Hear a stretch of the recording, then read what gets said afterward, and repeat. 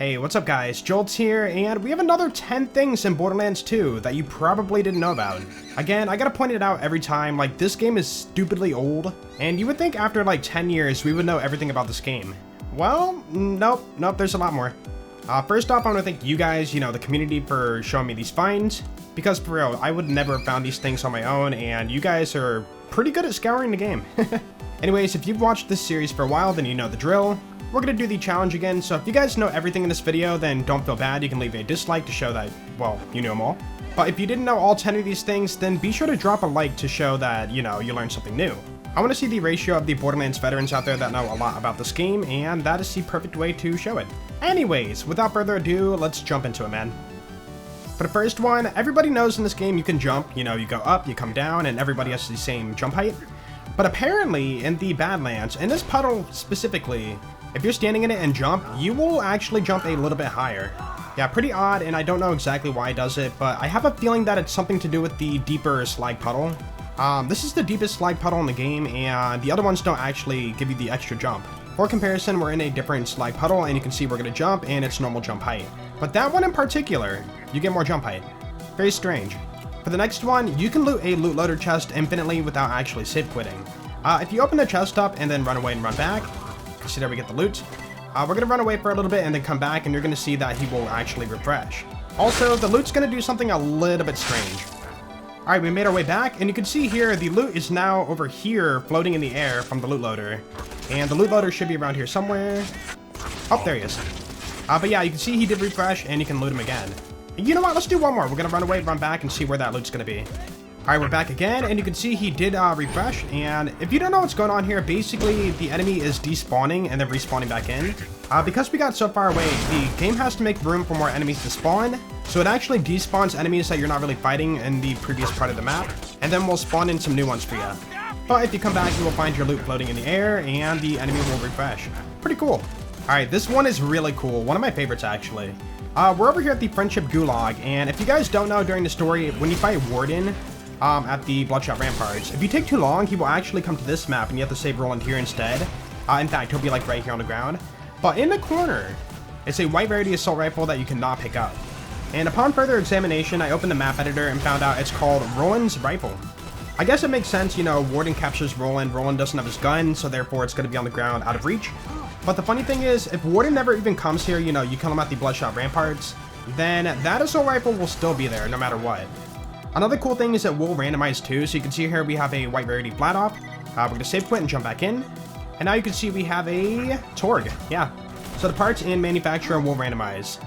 Okay, this one I shared in a playthrough video in the past, so a lot of people might know about it, but over at the back burner here in the Viper Sanctuary DLC, there is a ship. And that is actually Rk5s Model from the pre-sequel. They reused the asset for this DLC.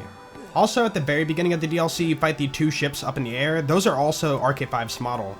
I think it's a cool detail, and a lot of people probably overlook that.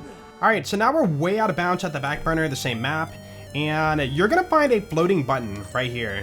You might be thinking, well, what does that button do? I've clicked it, nothing happened, so I had to open a map editor. Upon opening the map editor, I did look up that specific button, and it turns out it's called the Helios Button, and I'm fairly certain it's the button that you click at the Helios Fallen map that blows up the door. But for some reason, it's placed in the back burner, which is quite odd.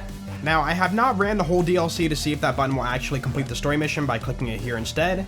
So if anybody wants to try it for themselves, then be sure to let me know about that.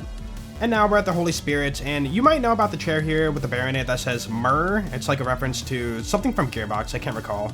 But you can spin the chair and get money, a lot of people know about that. But, right there, first try. I thought that was going to take a little bit, but you might have saw there, you can get a 4 chunk of Iridium out of the bear. And now, the chance is very low, not very common. But I guess luck was on my side and we got it first try, so that's pretty cool. Like I said, the chance is very low, so it's not going to be like an amazing Iridium farm you can do here. But if you are lucky, you can get a 4 piece of Iridium. Next up, we're in the Mercenary Day DLC, and you might have wondered how this chest got right here. No? Yeah, probably not. Nobody really thinks about that. Well, it turns out there's a special animation for putting the chest right there, and I've never seen it until now. Maybe it's common knowledge, but yeah, I saw this for the first time in like 10 years. Alright, so we're on the mission here doing it for the first time, and if you rush over to the back area, you can see a crane picking up that chest right there. And it's going to reach over and drop it off in that location where you normally see it. But the crane's a little bit broken too, so it's gonna come down and place it. So we'll wait for the animation. Yeah, that's a thing. But yeah, I've never noticed that until recently, and it kind of blew my mind. Also, let me try one more thing here. What if I stand under the chest? I'm guessing it's not going to do anything, but I just want to see just to know. So we're going to stand right here. Oh. Wait. Oh, we broke it. Interesting. Well, you can do that apparently. This one is 6, so check it out. We have the antagonist on, right? So 49% damage reduction. Also, we have 2 gemstones. And if you did not know, when you reflect with the gemstone, by the way, you have a 15% chance if you're holding a gemstone to reflect a bullet. So 15%, 15%, 30%. And also, if you reflect the bullet, you get 30% damage reduction on that shot.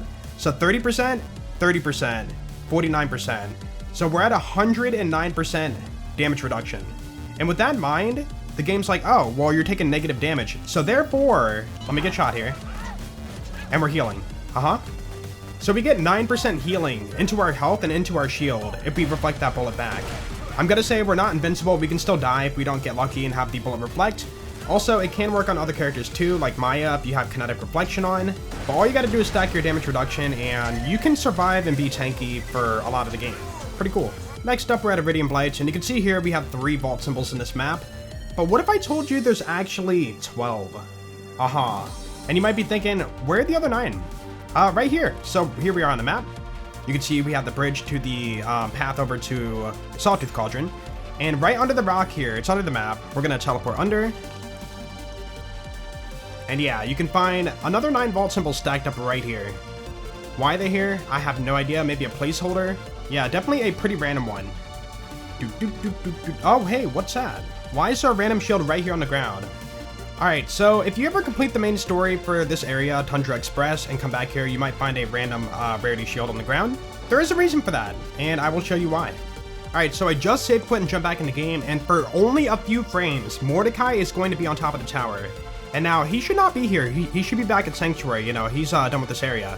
But the game spawns him in for a couple frames and kills him off, and he will drop a white Rarity Shield. Although it can, you know, drop a Cine Rarity, sorry.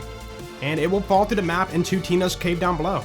And now, you might not find the shield in the cave all the time. Sometimes it can tumble out of bounds or, you know, down below there or somewhere else. But if you are lucky, you can find a shield laying around and take it for yourself. Anyways, I hope you guys enjoyed the video for today. And again, if you knew everything in this video, then be sure to drop a dislike. I won't be sad about it. But if you did learn something new, be sure to drop a like because I'd super duper appreciate that and it would help the video out a lot. And also, if you guys do know any more facts about this game or, you know, surprising things, then be sure to comment those below and maybe you'll be in a future video. I love making this kind of video and hopefully we can keep this series going. But anyways, I hope you guys have a great day and enjoy your weekend and I will see you in the next video. Peace out.